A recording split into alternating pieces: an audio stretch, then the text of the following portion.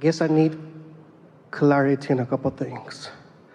There's a certain rituals that I have that help me feel good with myself, help me feel that I can achieve and do anything that I want. And when I am in that state of mind, I feel like I said I can conquer anything. But there's two desires that I want, and I feel those desires that are achievable. The thing I guess that I want is when I think about those two desires that make me feel good, one more than the other, how do I go by let's say, using my time wisely on one thing when I can focus on the other? You're really going to like this. Every desire that you hold, every desire that you've put into your vortex is viable, possible, Yes. active in the vortex. So you can choose anything that makes you feel good to focus upon, and in doing so, everything that you want is in the process of unfolding. You don't have to choose one or the other. Just choose something that feels good and let everything that you want come to be. Focus 100% on that. On anything that feels good. On anything that feels good. Here's another way of looking at it. We give this analogy often, and you will hear it clearly. Let's say there are 5 things that are important to you. 5 desires. And 3 of them you're not the least bit worried about. You're seeing them unfolding, you're expecting them to come. 2 of them you really want, but you're more worried about them because they're slower to come. If you will focus upon any one of the 3 that feels good, then the 2 that you're worried about will come too. But if you focus on the one you're worried about, you'll mess up all 5 of them. True. And if we were standing in your physical shoes, we would choose the one that is easiest for us to get there. Because it doesn't matter why you're in the receptive mode. When you are, then you're getting good ideas about everything that you want, and everything moves along. Something else that happens, they can all dovetail together. We want to tell you a story because we want you to realize how they can all come about. We were talking with a woman on the phone many years ago who was not hearing us. She wanted us to cast a magic spell so that her things could come about. And she was irritated that we weren't willing to do that. We wanted to teach her how it's her vibration that makes things come about. And so everything that she talked about, she was talking about them from such a negative point of view that there was no way that she could even get any movement on any of them. So we said, let's talk about blue glass. She didn't want to talk about blue glass. She thought it was stupid that we would want to talk about blue glass. But we insisted, and we described blue glass, lots of different shades of blue, lots of different depths of blue. Some blue glass you can see through, some you can't, and so forth. It was truly annoying to her. And then we talked about butterflies. She didn't want to talk about butterflies either, but we wanted to distract her from the problems that were so active in her vibration. So we described butterflies. We spent about a minute, a little more than a minute, talking about butterflies. Again, she's annoyed. And then we said, let's talk about feathers. She didn't want to talk about feathers either, but we described feathers for a little over a minute. And then she hung up. She was not happy. She did not get our point. She did not enjoy the subject of blue glass or butterflies or feathers. And then Jerry and Esther, they were in California at the time, went to one of their favorite restaurants to have lunch in La Jolla. And on their way to the restaurant, they parked their car and they got out to walk to the restaurant. And Esther said, let's go in here. She just felt this very powerful compulsion to go into this shop, which is not altogether unusual for Esther, but it was a very strong desire. And so Jerry followed her in, and they went in and in and in, back deep into the shop, and they discovered a complete wall of blue glass, filling the floor with so many beautiful blue glass objects. Well, it didn't mean anything to Esther. She had not really been focusing on the conversation from her conscious mind, and Jerry had not heard it at all. And so the blue glass didn't mean that much, but there it was. And then they went to George's and they had lunch. And then they left the restaurant and they walked down to the cove in La Jolla. And as they were walking across this expanse of grass, a flurry of butterflies surrounded them so intense that they had to stop talking to keep from eating them. And Esther is still not making the association with what we had activated together. Jerry didn't realize it either. It was just a very powerful anomaly. And then the butterflies cleared and a little boy came from across the way. And Jerry said to Esther, "Do you know him? It looks like he knows you." And he came running to Esther and handed her a feather, a pigeon's feather that he'd picked up off the ground. And then Esther remembered the conversation about the blue glass and the butterflies and the feathers. And she said to Jerry, all of them have come about in nearly the same moment in time because they were all active in our vibration. In other words, all you have to do is find something that you haven't been beating a negative drum about, and you will gradually soar to this place of connection. And then everything that you want comes to you in perfect timing, sometimes many of them coupled together. And I feel so sure to get to that level. When my state of mind is like, I feel so sure. The one thing that, okay, thanks, I got my answer on that.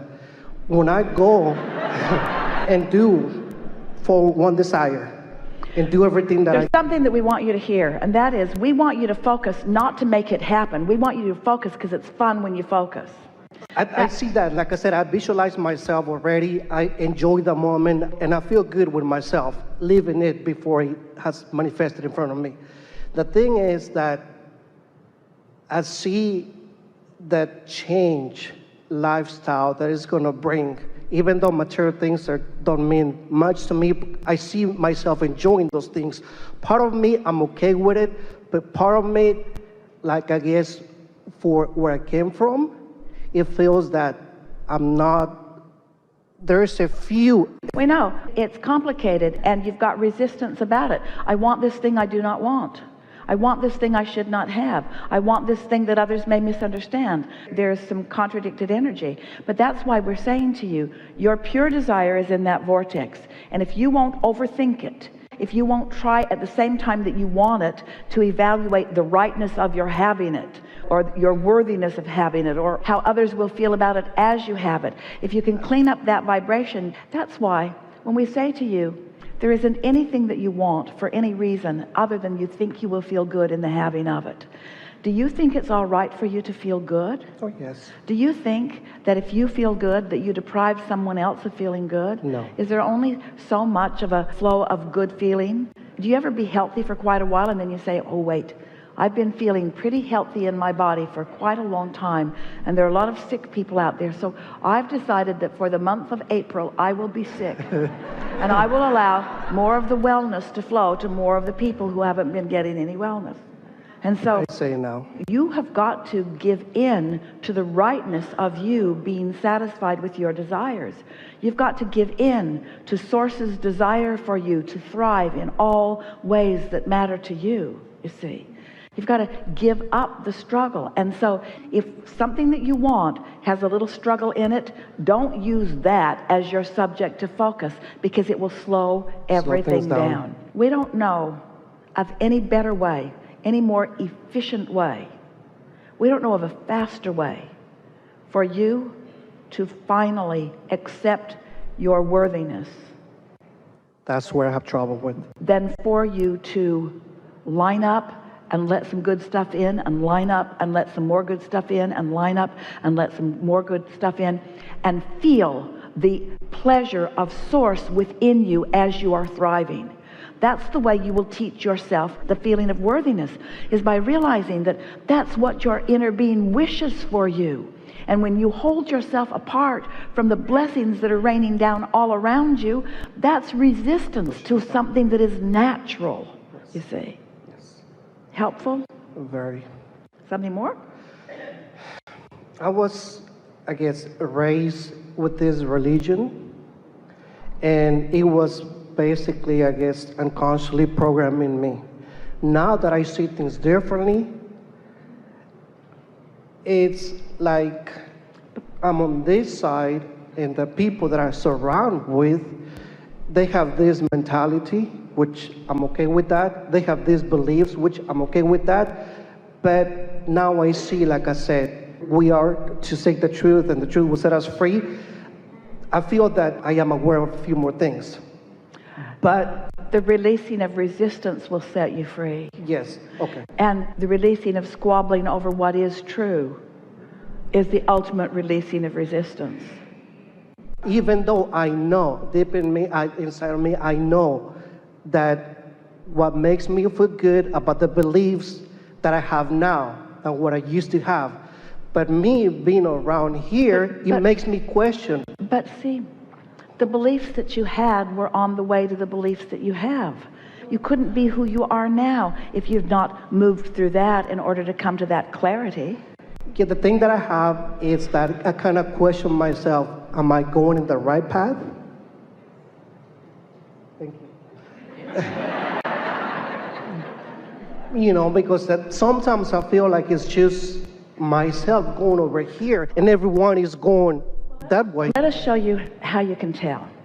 So this subject sounds like the religion that I once learned and that many of my family and friends still are experiencing is somewhat different from what I have now come to believe. So there is a difference in the action or in the behaviors. There's a difference in the way they're doing life and the way I'm doing life. Which one's right and which one's wrong? And then we say, so there you are in that action world, trying to figure out which pile is the right pile and which pile is the wrong pile. But you're stepping back from that just a little bit, and you're finding so much about those people that you love. And in doing so, you are in sync with the source within you who loves them so much. So in your alignment and love, the differences in your opinion is irrelevant. That's true. But in your opinion and action, it seems so big that it keeps you from your love. You see what we're getting at? Yes. So this is always true. When you are focused with the fullness of who you are flowing through you, you always feel wonderful.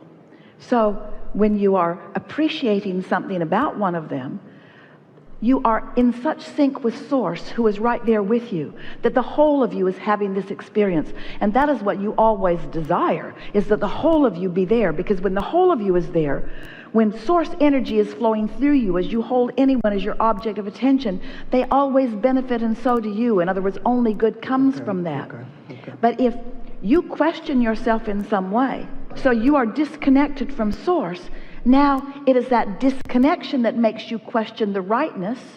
There's not rightness or wrongness, there's alignment or not. There's allowing who you are to flow in this moment, or there's pinching yourself off. There's worthiness or lack of worthiness. There's clarity or confusion. There's being who you are or not being who you are. But what religion or whatever that you're involved in has nothing to do with it. You could be in any religion in the world and still be connected to Source energy.